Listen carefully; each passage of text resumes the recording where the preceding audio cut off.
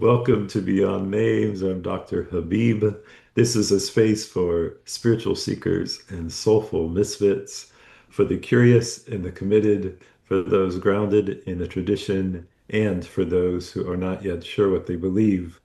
Whether you call the divine God, Yahweh, Allah, Elohim, Hashem, Great Spirit, Higher Power, you are welcome here. And if you're working and searching for language that fits, of course. Together, we'll explore the intersection of spirituality and daily life, getting through the nitty-gritty, the wisdom of many traditions and the ways we return to our true selves, to our source, to the light that each of us carry within. I'm so glad you're here. Let's begin with introduction of our conversation for this episode. Dr. Liza, am I going to say this right? Rankow? Is that how you say it? Rankow. Rankow. Mhm. Dr. Liza Rankow is an interfaith minister, educator, and activist. She has been a spiritual counselor and teacher for more than 3 decades. Her life work centers around deep healing that is essential to personal and social transformation. Liza is also an author, having published essays, creative nonfiction, and poetry, as well as academic articles. And most recently, her book, Soul Medicine for a Fractured World: Healing, Justice, and the Path of Wholeness. So, to learn more about Dr. Rankow and her work, wait, Rankow, stop. Liza is fine. Liza Rankow. Please visit Liza Rankow, and that's spelled RANKOW.org. So, Liza, welcome. Thank you for being here. Thank you so much. It's a pleasure to be with you. Likewise. So, if you would please, if you would tell us a bit about your spiritual story in accordance with what you're comfortable sharing as a way of introducing yourself. Mhm. Well, I wasn't raised in any organized religion. Hmm. No doctrinal teachings, no worship services. My father was actually a Jewish atheist, and my mom was a mostly non practicing Lutheran. Mm. But along the way, as I was growing up, they became spiritual seekers. And so I really was nurtured in a climate of seeking, surrounded by books, right? And it was the 1960s, so the books were spirituality and psychic phenomenon and reincarnation and things along those lines. The summer that I turned 9, I read The Autobiography of a Yogi by Paramahansa Yogananda. And then when I was, I don't know, fifth grade, so like 10 or 11, I used to get up before school and read the Gospels, right? I was Well, as smitten with Jesus as I was with Yogananda. So beautiful. I think I've always had a deeply spiritual nature.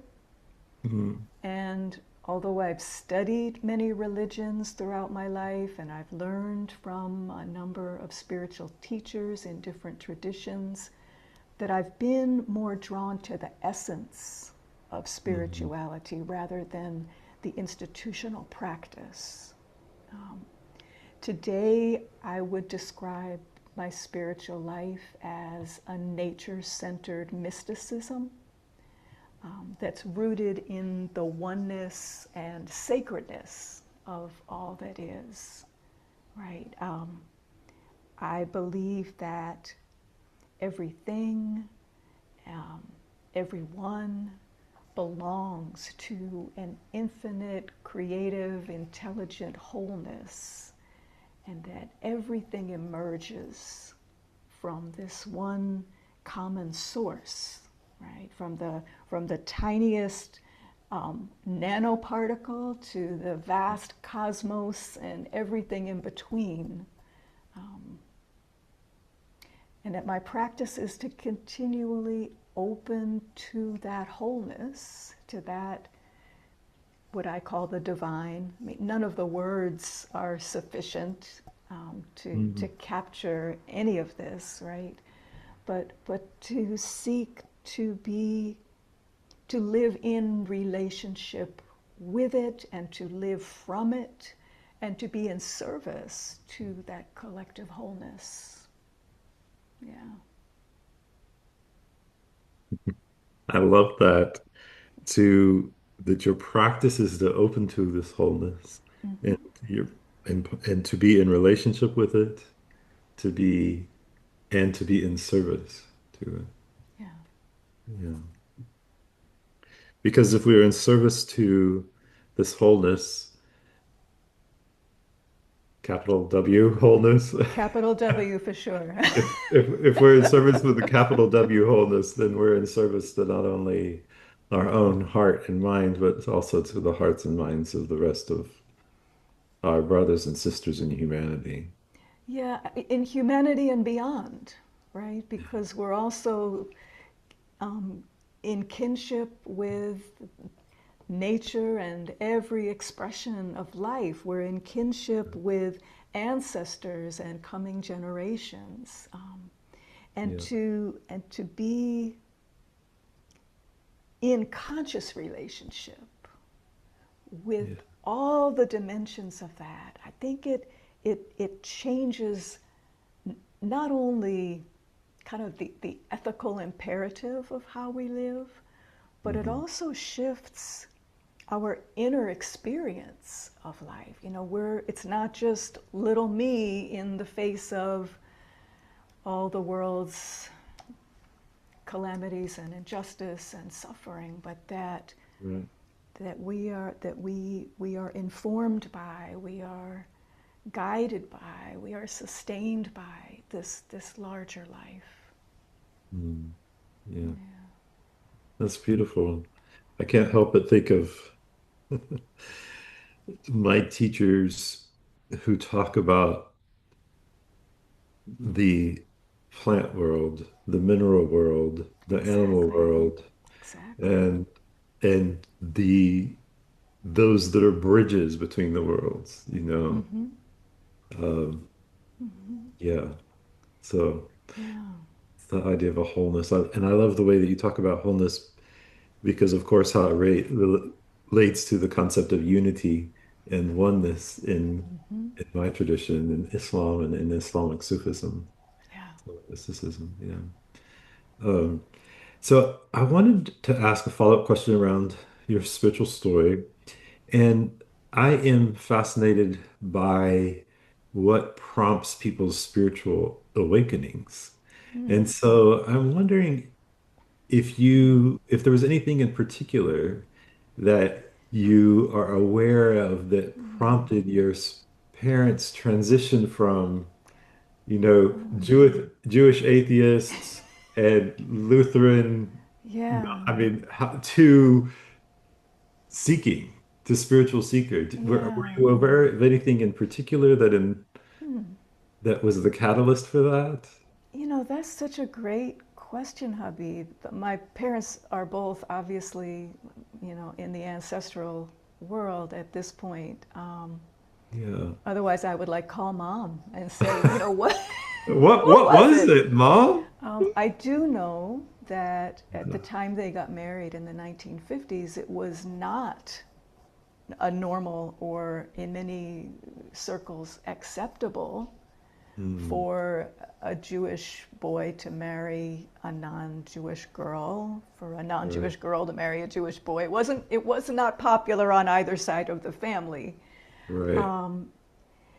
And that when I was really quite young, which so it would have been fairly early in their life together, that they were feeling the need for some kind of community. This Hmm. was in New York City, they joined the Yeah. Ethical Culture Society. Hmm. So apparently, my birth was announced at the Ethical Culture Society, which is kind of like a non religious fellowship, I guess, of, Okay. and that how did they enter into this? Like, what was it that prompted that seeking? And the spirituality part of it, I don't know. I wish I Mm. did.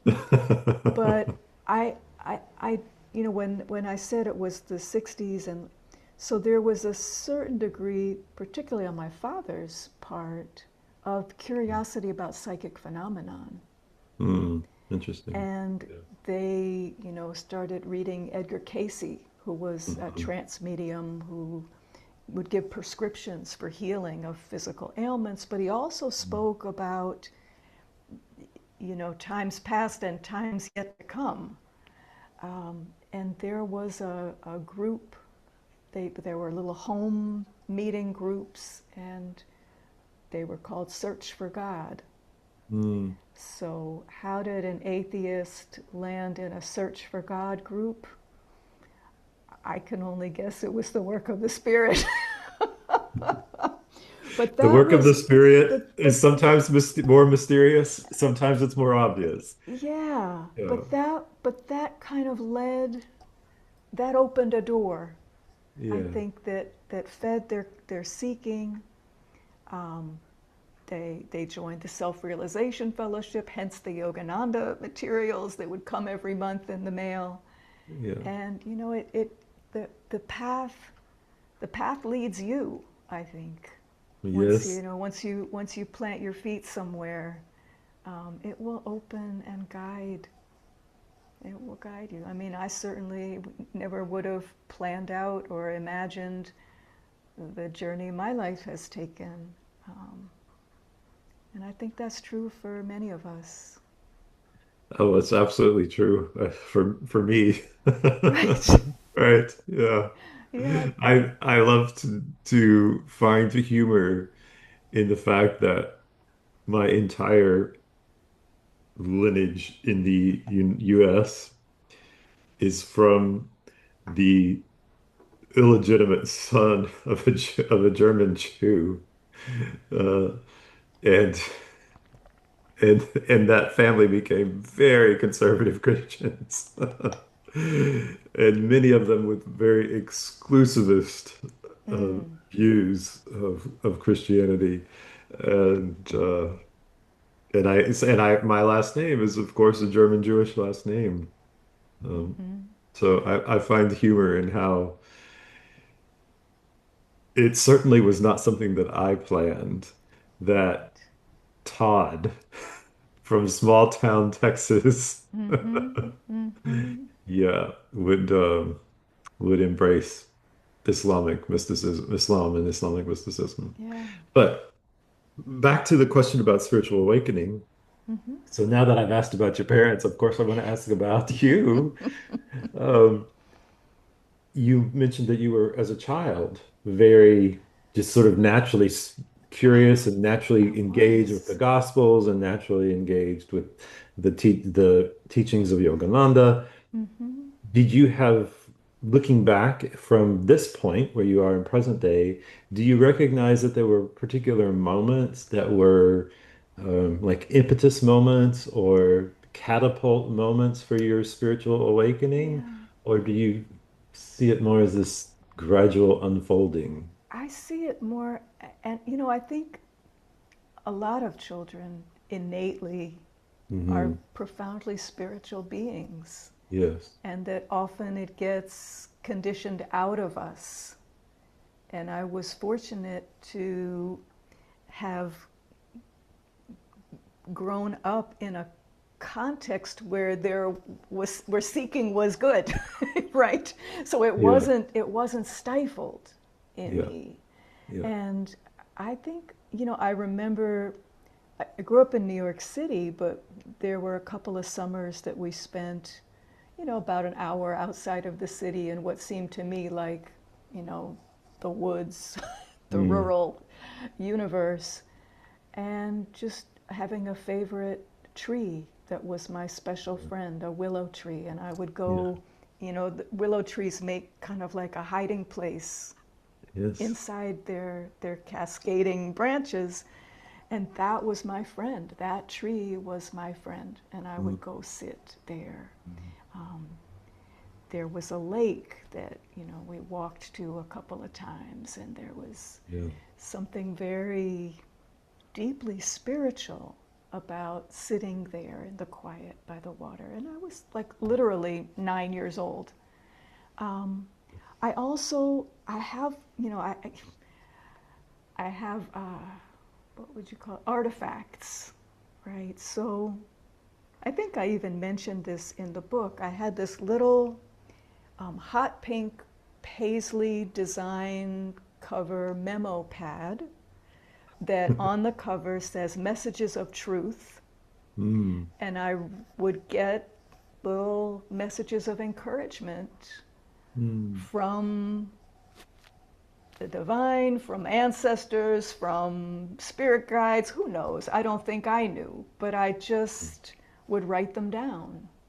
wow. And so it's been fascinating to me now, in my mid 60s, to in some ways feel closer to that little girl, or to be trying to get to be more like her as I grow up, Mm, right? mm, yeah. Um, and that so much of what's central to my life today was present then, the spirituality, but also Mm, creativity yeah. and a concern for social justice.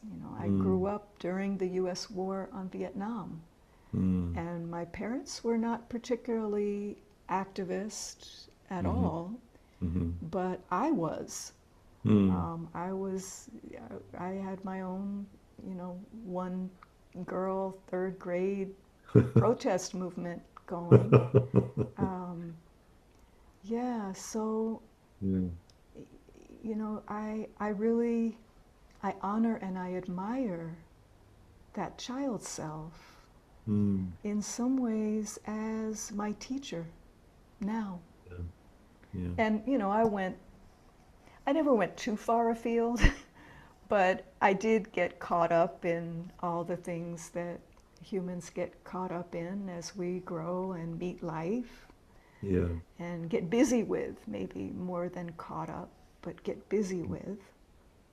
And so it's beautiful to see, the spiraling, right? So there's a return, but it's a return from a different place, a return that is um, informed by the experience of years. Mm, Yeah. mm. It's interesting that you bring up that part of your journey now is looking back and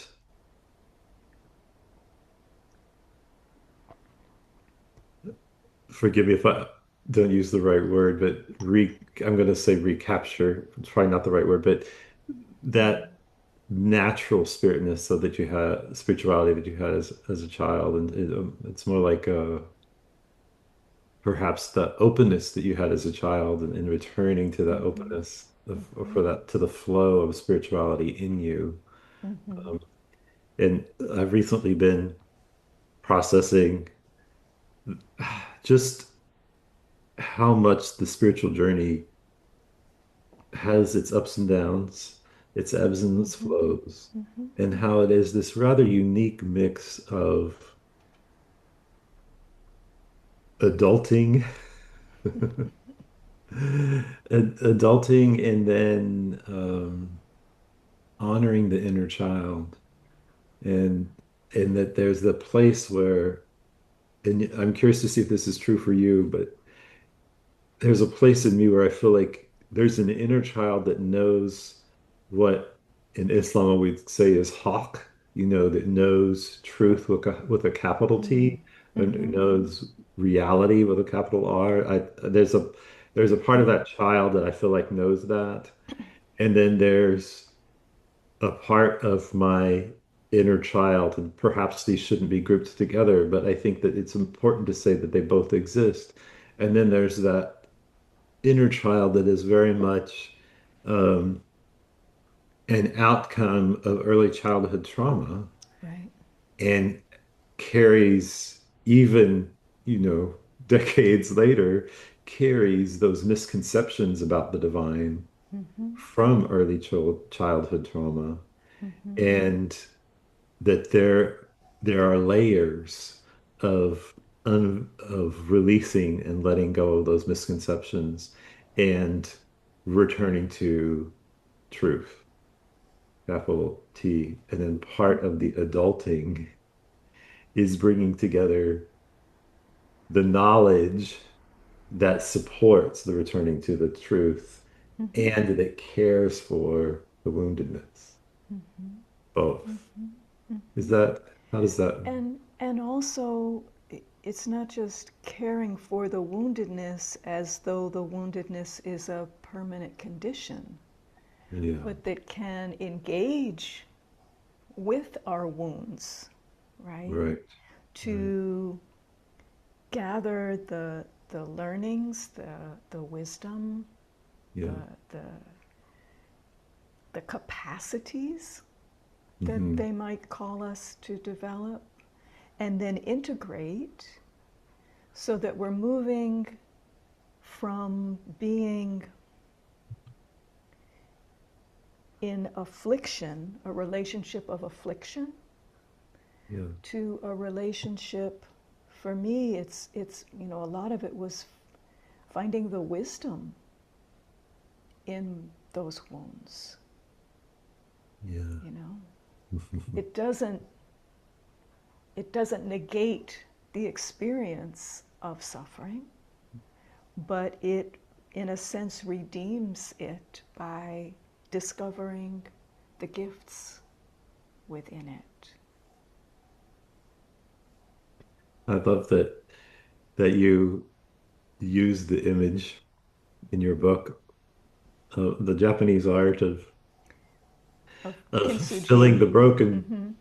the Mm-hmm. filling the broken pottery with gold lacquer. Yeah. Yeah, and I immediately thought of the wounds within myself and of like picturing myself as a being with all these cracks and gold in the cracks, but that it was those cracks that allowed the light to shine forth. Mm-hmm. Um, Mm-hmm. so I especially appreciated that image. Yeah. Yeah, Yeah. The goal is not to smooth everything over so it looks like nothing ever happened, yeah, right?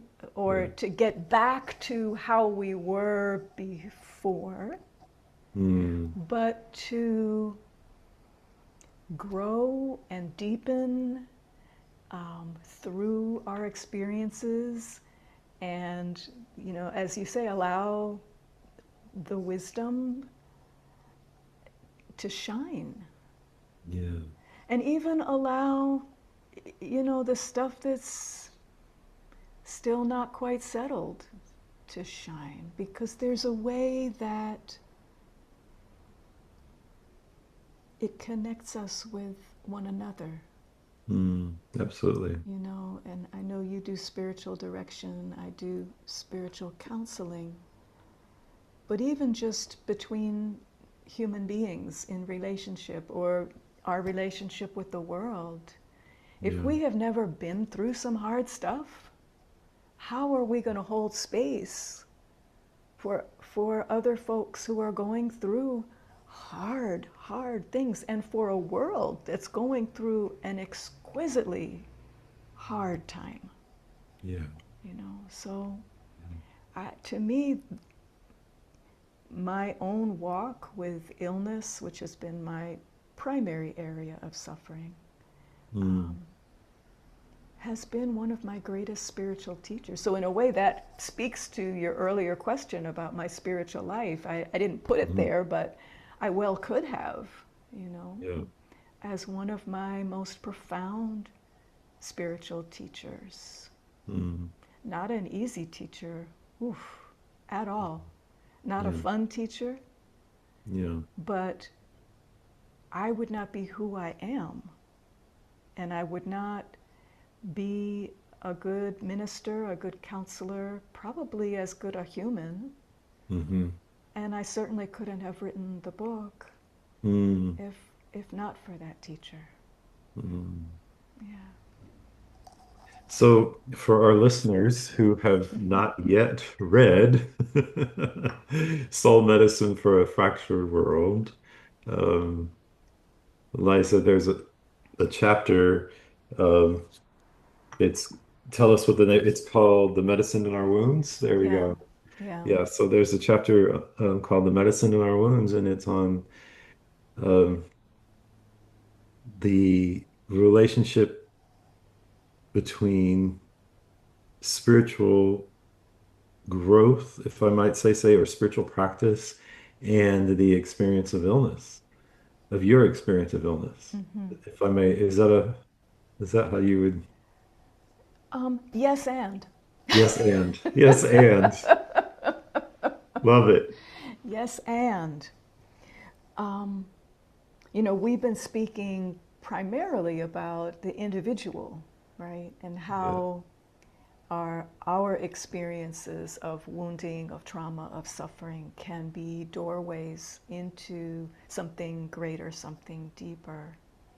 yeah, But it's not only for the sake of our growth, right, and our becoming, but it's then how do we put that in service to the mhm, larger life. So the medicine is, yes, it's medicine that emerges out of our wounds. There's a wonderful quote by my friend Alice Walker that says, healing begins where the wound was made. And yeah, I practiced medicine in one of my previous professional lives. And it's a literal truth of the body right. that the cells that re-knit the tissues in a wound, they don't come from somewhere else. you know Yes, yeah, they they emerge from within the wound, and that healing is an alchemy that happens within the tissues of the wound itself. And I right. think it's such a powerful metaphor for Mm, our emotional, psychological, spiritual, social, collective wounds, hmm. that it's not that we are trying to coax in or find or purchase Hmm. something out there that Hmm. we're missing to heal us, right? But Yeah. it is going to that source that is everywhere Yeah. and inviting the wound even to whisper to us, to guide Mm, us. mm, And then the medicine, in quotes, right, is mm, something we can offer mhm, to others and to the world. mm. So it's multivalent, I think is the is the word. Yes, of course. Uh, Mm. when I finished that chapter, one of the things that I was left with was this idea of um, how you talk about, I don't know if you use the word brokenness, but I think what I did in my mind was I translated how I have in my mind it at times equated my own wounds with brokenness. Mm. And I loved how in that chapter you really brought together that idea of woundedness and wholeness. And so at the end Mm-hmm. of the chapter, I I was saying to myself, woundedness and wholeness are two sides of the same coin, Right. right? It's it's one coin, it's the same coin, but one side is a revelation of woundedness, and the other side is a revelation of Mm. wholeness. Mm. Yeah. Yeah, you know, I use the word fracture in the title, Hmm. and I use it a lot in the book, actually. The title came later, like it had a different title when I wrote it. Oh, And yeah. then when we were coming up with a different title, this one presented itself. And when I went back and read the book for the thousandth time, which is what you do when you're writing a book, I Yeah. was amazed at how apt the title was and how Mm. often I used the word fracture because it had not really been part of my, usual lexicon prior Yeah. to writing this book. Mm. But part of why I like it, we're talking about this capital W wholeness, Right. right? Which in a sense can never be absent. Right. We can forget or lose the sense of our belonging to it, Mm. um, of its uninterruptibility. Hmm. We can have the experience of being fractured, either in ourselves or certainly there's good argument to be made for the world that we're in now is one that Right. is experiencing multiple fractures. Yeah. But it doesn't negate the wholeness. It Right. becomes more like the Kintsugi pots, right? Yeah. And so those seams are highlighting, you know, what we've been through, and they're highlighting our connection. I've never said it that way before. I don't think I ever thought about it that way before, but I like it. I like it too. Yeah. They're highlighting what we've been through. Well, that part I was onto, but the fact that the seams are actually highlighting the points of connection Yeah. is not something I had thought about before. I Mm. have to sit with that It's more. interesting that you say the seams are highlighting the points of connection because one of the things that I also got was that you seamlessly weave together the individual and the communal. Yeah. Yeah. And I know I very much finished the chapter wanting to say, okay, I know that I didn't make it through the whole book, but I wonder how you answer the questions at the end of the chapter. I would have to look and see what the questions were, Habib. You think I remember? Um, Well, if I may just sort of give you a little, if I may give you a little leading, okay. And just so that listeners know, each chapter ends with questions and practices for reflection, and that's what you're referencing, I that's what I'm assume. referring to is Yeah. your reflection questions at the end. And I reflected on them and Good. and I was touched by I felt like my reflection was just another example of exactly what you were talking about. And I'll share a little bit from my own life as a prompt, God willing, for you to share from your life. But when I was reflecting on these questions of, and these are my paring it very down to short, brief, Right. The Cliff Notes version. Yeah. Cliff Notes version, um, with your experience of illness, with your experience of pain, I'm posing this question to myself, and I hope to pose them to you, is with your experience of illness, with your experience of pain, with the difficulty that is associated with that, you know, what what are you called to? What gifts are there for yourself, and what gifts come from that for others? And in reflecting on my experience of illness, I couldn't help but remember, and you mentioned that you have been with your experience of Crohn's disease, been on the threshold of death 5 times. Yeah.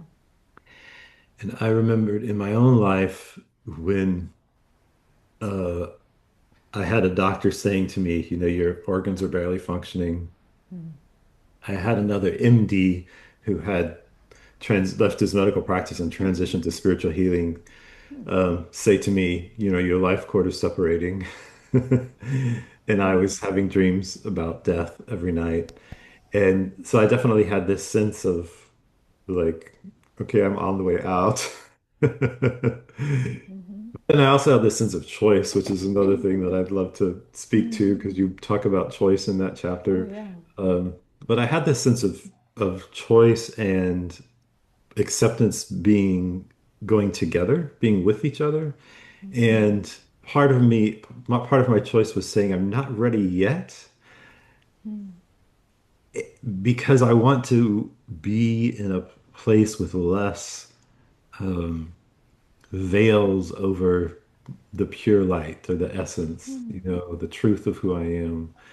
And I wanted less veils of separation and more like embodied oneness, more embodied unity. Mm-hmm. And so that prompted me to do a bunch of things that I hadn't done before. In terms spiritually. Like it prompted me to go study with a teacher that I hadn't studied with. It prompted me to do a 40-day retreat. It prompted me to go to Jerusalem. It prompted me to go to on the Islamic pilgrimage, Hajj. So all these things that I had not done at that point. And so had not my health deteriorated to that point, I don't know that I would have said, "Oh, I'm going to go do this." Right. I don't know that I would have let go of the things of the world to the point that Mm-hmm. I would have Mm-hmm. said, Mm-hmm. this is what my heart is demanding of me. And then when I did, the tears are starting to come. Mm-hmm. Thank you. Yeah. I feel like that what was unfolded over and over and over again Yeah.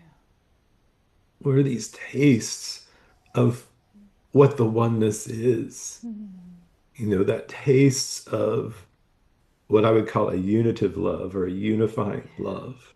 Yeah. A love where there is no self, there is no I, there is no other, there is only one, and there is only love. So then the individual and the individual and the communal, the Same. multiplicity and like Mm-hmm. so one of the greatest gifts for me, I think, is those tastes and what those tastes bring in terms of if you've experienced that, if you've had spiritual experiences like that, then you can't not have a sense of interconnectedness, Mm-hmm. or as the Buddhists might say, would say inner being, or either the Sufis are going to say the unity, the The oneness. Yeah. oneness. Mm-hmm. Yeah, Mm-hmm. yeah. Yeah. So again, the communal and the individual, the one and the other, They interbe. this. Yeah, Yeah. yeah. But that all of that profound experience that still yet moves you to tears came out of illness, near death, things that the dominant culture tells us are bad, we should avoid, we should Right. get rid of, we should treat, we should, that became the doorway for you, as it did for me, as Yeah. it does for many, right? Into this larger experience. One of my most profound spiritual teachers, and is a prominent voice in the book, is Dr. Howard Thurman, Yes. who was a 20th century mystic, pastor, professor, one of Martin King's great influence. Mhm. He was actually friends with MLK Jr.'s dad. He and Mm, Daddy King went to Morehouse together. mm, Um, and Dr. Thurman, among among many other reasons why I love him, including his real integration of mystic spirituality and social justice. But he talks about suffering as a discipline of the spirit. Yeah. And the way he defines spiritual disciplines are those things that remove the barriers to our inner altar, is the term he uses, but to that experience of communion, of union, of oneness with the divine. Yeah. And so we're used to thinking about things that we choose: meditation, prayer, fasting, sacred reading, you know, go down the line. Right. But he says suffering is a spiritual discipline, because just as you and I have experienced, it pretty much clears away everything else. When you are in extreme illness, suffering, when you are facing your choice, or sometimes not choice, to stay Mm-hmm. on the planet or not, Mm-hmm. it creates a single pointed focus. But how we respond to that is up to us. You know, some people shut down in the face of that, Yeah. and some people open, right? So, And some people do both. and some people do both. I mean, we don't go great. It's not like this is a graceful, oh, here's my spiritual doorway. It's no, I am in exquisite pain. I hate this. Let me the F out of here, you know? And this is not fair. And I am miserable. Like, no, just no, no, and more no. Right. And yet, somewhere in there, the divine is offering us a yes.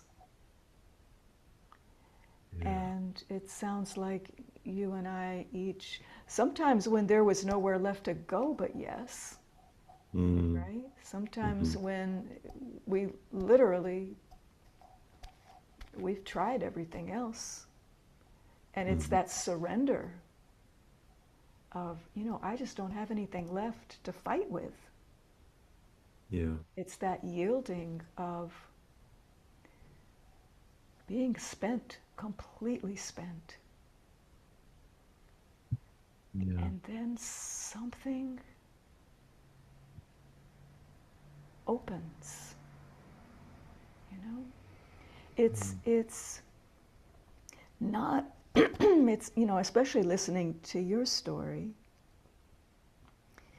it reminds me how it's not unusual for people on a spiritual path to experience a healing crisis, a life and death event, or Mm-hmm. people not on a spiritual path, and that's what leads them, right? Mm-hmm. It Yes. becomes an initiatory experience Yes. to life as a healer, or life as a, you know, a spiritual um, companion, let's say, Mm-hmm. for, you know, just to keep it really generic, right? So, Okay.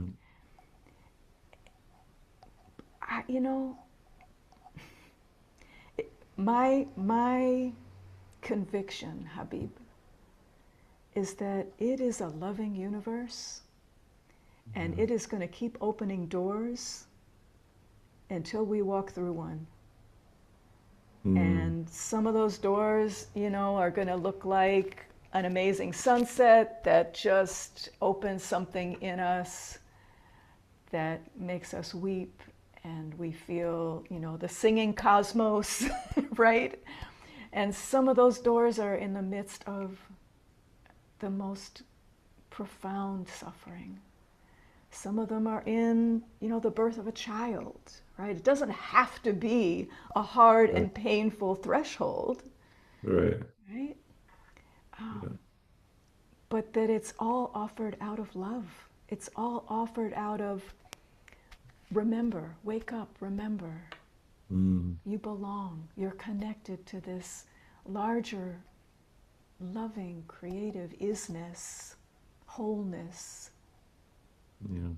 and you never were separate from it. We just, you know, we come into these bodies and we get amnesia, especially in this culture that doesn't reinforce the belonging. There are Right. many cultures that, it's not conditioned out of children. It is held as a common awareness, value, truth. Mhm. Yeah. And it's not easy, as you said, and it is a choice. There is that choice aspect, and there's times where the choice seems it doesn't seem so easy to embrace the illness or to embrace the pain It as never seems easy, baby. yeah, yeah, It never. I don't think that's ever an easy choice to embrace suffering. Who would? I mean, really, yeah. who would ever choose that?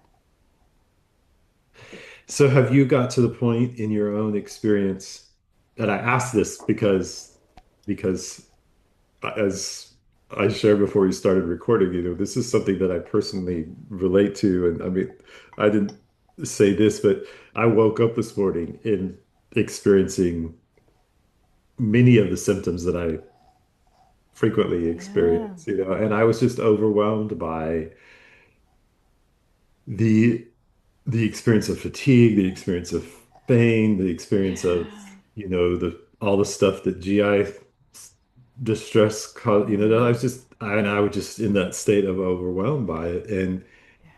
And my present sort of unfolding of this of where I am in the journey in present day is to be in the place of awareness with mercy and to make an informed choice about it, as opposed to being um, taken out for a colloquial way of saying it, like I can be, I can be, I could distract myself, like I could let my ego self, my lower self take me toward like food or movies or entertainment or any of the other distractions that are available to us in the world. Um, so it's for me, I feel like it's very much of this place of how do I be present with honesty and mercy Yeah. and accountability. All of that. And so, where are you with it today? Are you? I know that you said one of your gifts was embracing stillness, and that the stillness is in fact nurturing for you, and it is an up and down. And just where are you in It relation to? is. It is an up and down. And sometimes mercy is watching a movie, right? Yes, It's right. like, we have this thing about, oh, that's not spiritual. Well, sometimes we just need to To be be, mundane, you yeah, know? yeah, No, I still, it's still my teacher. It's still an yeah, active teacher. yeah, And I definitely have conversations where I go, what? Like, what? What are you trying? What am I missing here? right, Why are we doing this? You know, yeah, yeah, wouldn't I be more valuable if I had health and vitality and I could do the things? And yet, that's not what we're doing on many a day. yeah. So, the one small thing I might add to your very wise sharing about your own experience is that we're in relationship with everything. Mm-hmm. And that means we're also in relationship with our body Mm-hmm. and we're in relationship with the illness or Mm-hmm. whatever, the condition that we're facing may be. Mm-hmm. And if we think about it as, like, I have really come to respect, for me, the illness as something with intelligence, Mm-hmm. not just as some random affliction, Yeah. right? but as something that is inviting me to see, to learn, to cultivate something that I need, something that the world needs. Yeah. And so, after I'm done watching movies and feeling sorry for myself or whatever that practice is, because it's a practice too, Yeah. on a good day, I'll ask, like really, not like resentfully, ragefully ask, but like humbly and receptively ask. Yeah. And or I will engage some of the practices that I know bring relief, some of the energy meditations and practices that I've Mhm. developed over, 50 years of living with this condition. Yeah. And then once I am feeling the flow of spirit, of energy, of ease, Hmm. then offer that to the world. So it Hmm. calls me, it's also like a call to prayer, in a Yeah. sense, Yeah. you know. Um, Maybe it's a call to stop pushing so hard, or it's a call to go out. Sometimes I just go out and, take off my shoes and socks and put my feet on the earth, Hmm. um, and just ask for the elements, the earth, the air, the fire, the water, which are what we're comprised of as well, Yeah. you know, to minister to this body. Mm. Yeah. So it's not like there's here's the 3 easy steps, and if you just do these every time. It's about learning how to listen. It's about learning how to listen. Yeah. Yeah. And then following what begins to open. My listening isn't that I hear a voice. Some people do. I don't hear a voice. Hmm. I have an intuition. Hmm. And I've learned with practice to follow that and to Hmm. trust it. Hmm. Yeah. Hmm. And sometimes I'm just miserable for a while. If I'm really in a lot of pain, Yeah. and it just bees like that. And that's part of what bodies do sometimes. But it's not punishment. What was that last? It's not punishment. There are certain um, schools of Mm. religion Yeah. that say, well, if you just got right with God, you wouldn't have that affliction or whatever. Or even, the new thought, something's wrong with your consciousness, and so why are you calling that experience to yourself? And none of that, Yeah. I think, Yeah. is true. Human life includes suffering. I think that's part of why we come, part of why our souls come to this dimension. Because if we wanted all just sweetness and, beauty and ease, why come into a body? Yeah. But Yeah. that this is a place where we can exercise the muscles of our soul, if you will, right? We Mm. go to the gym, we lift weights against resistance, we swim, moving our body through the resistance of the water to strengthen our physical muscles. It makes sense to me that we would come to a planet that includes struggle and suffering and challenges Right.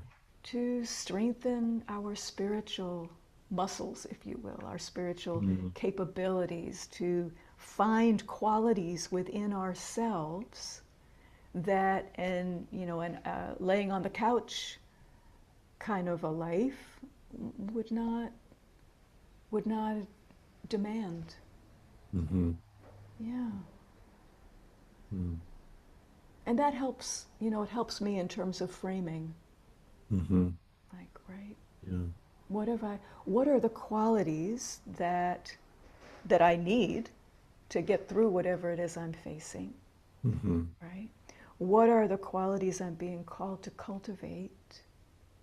And then how can those qualities be placed in service to the larger body of all of us? Yeah. Yeah. It's interesting. I feel like part of the listening is there's a verse in the Quran that says with hardship comes ease, with hardship comes ease. I almost raised that one. You've always, yeah, well, you did. Mm, I got it. yeah, yeah. Um, and so I think part of the listening is where is the ease in relation to the hardship or with Mm, that comes with the hardship. So when we're in those moments of pain, is so on, distress, difficulty that seem so strong, yeah, um, to listen to where is the ease with that? Mhm. yeah. What arises? Thank you.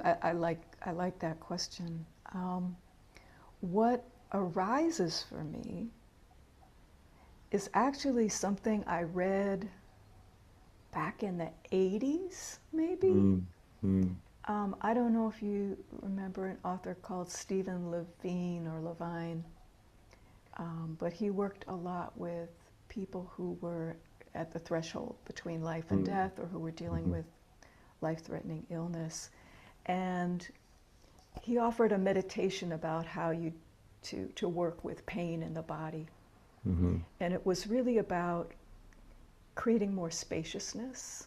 mhm, So for me, the way I interpreted that is that if pain is like this hard, opaque, condensed ball of energy, mhm, I can use my breath and begin to see those molecules expand, separate, so there's more space between them.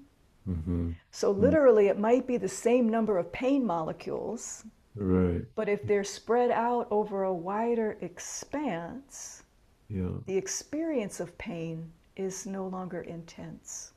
Mhm, And I think spiritually, this is again not something that I've thought about this way before, which is why I love being in conversation, emergent conversation, yeah.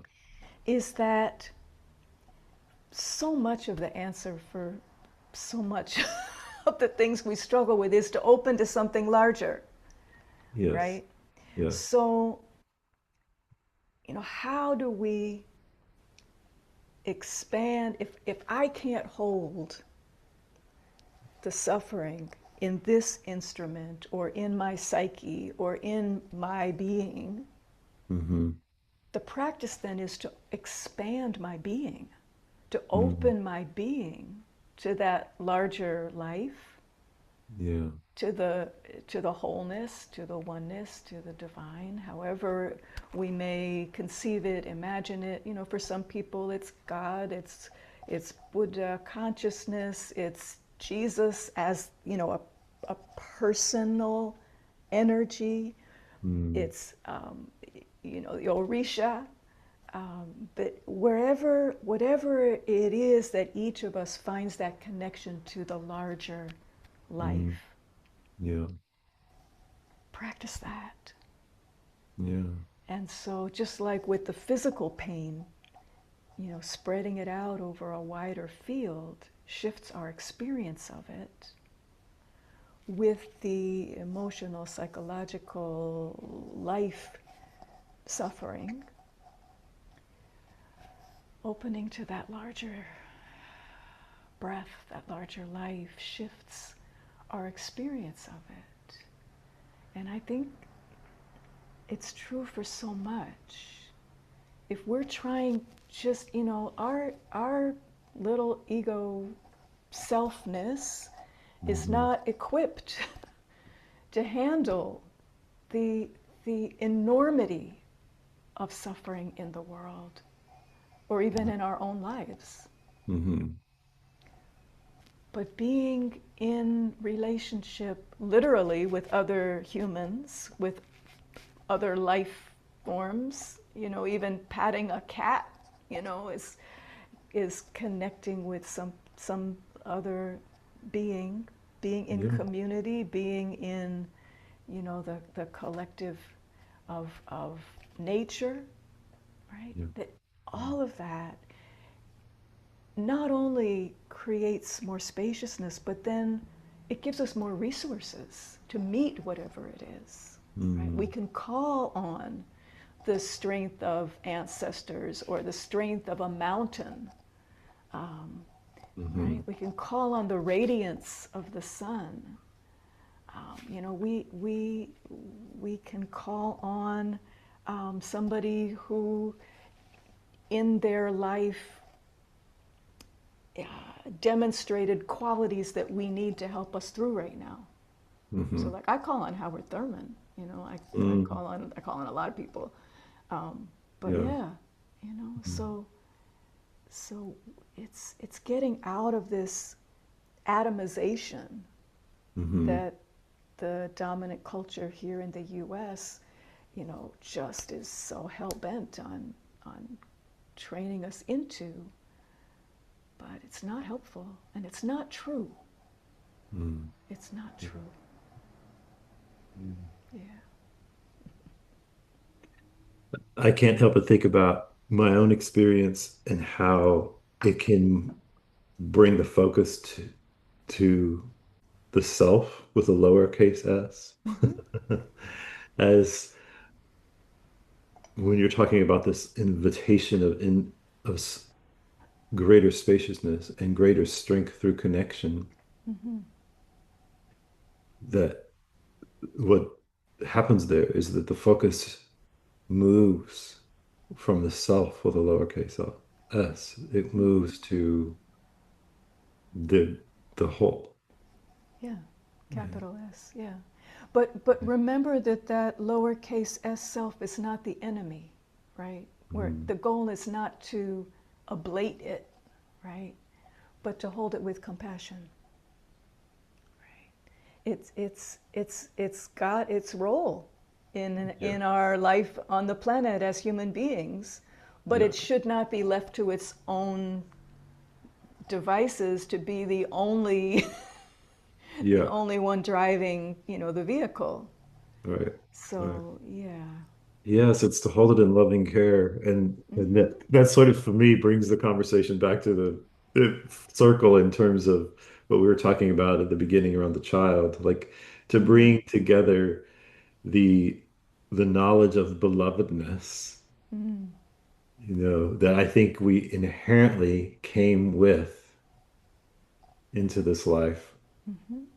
And in through our spiritual walking, our knowledge of belovedness that we have of the adult, from an adult perspective, like bringing that knowledge of Mm. belovedness together. And the experience of it, Yes, the embodiment of it, the embodiment as of it. well as the knowledge, because we can know it cognitively and still not feel it. Yes, it's so true. Yeah. And we can have glimpses of it that motivate us and inspire Right. us to keep Right. going Right. on our journey to embody Mm-hmm. belovedness. Mm-hmm. Yeah, because And I do really feel like that belovedness that's the place of our connection. mm-hmm. That's the place of oneness. Right? If Yeah. we can if we can access the belovedness within, then we can act not for Mm-hmm. ourselves, but for all of us. Mm-hmm. Yeah. Mm-hmm. This has been a wonderful conversation. Mm. So thank you. Is Yeah. any last closing thoughts or anything? Um, How would you like to wrap up? well, I know we've been going for a while, Yeah. and we had talked about a reading from the book, which may or may not be helpful. I'll leave that to you. So I could either wrap with Let's that, do. or I can offer a word of encouragement. Actually, maybe I can do a reading from the book that offers a word of encouragement. Perfect. That sounds great. But I need glasses to do that. I definitely need glasses to do that. But just as a reminder, this is soul medicine for a fractured world. Healing, justice, and the path of wholeness. Let's see.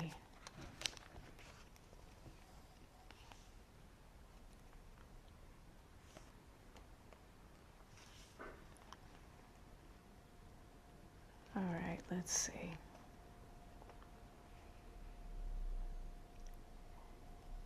This is from the last chapter, which is Mm. called Healing the Soul of the World.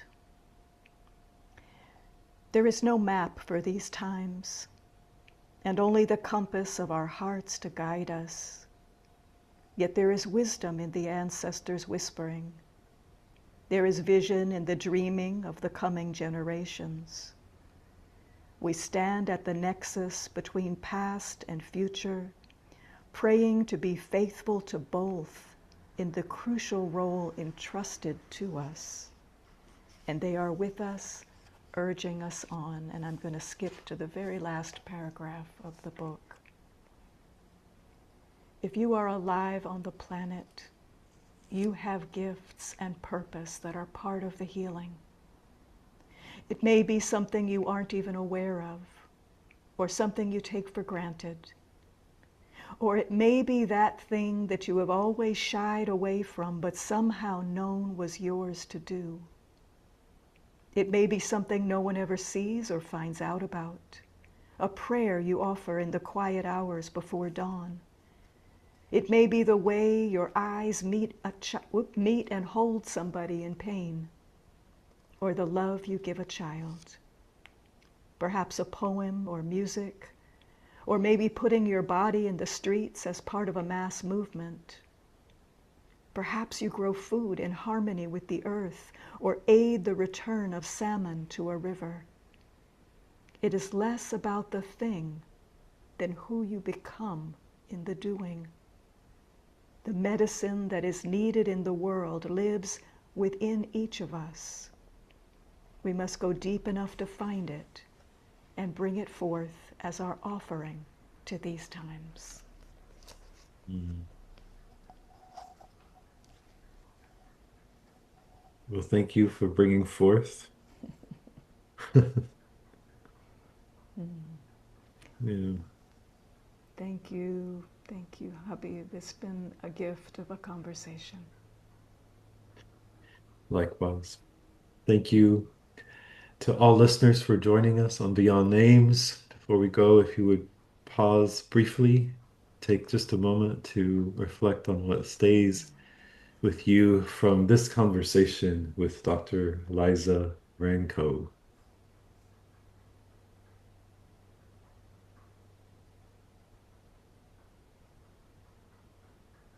Mhm.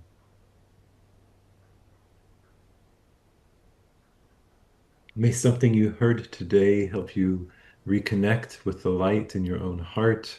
May you grow in compassion, clarity, and courage. May you find your way again and again back home to the divine, back home to yourself.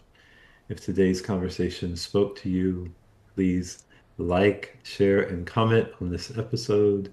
Please follow and subscribe to Beyond Names.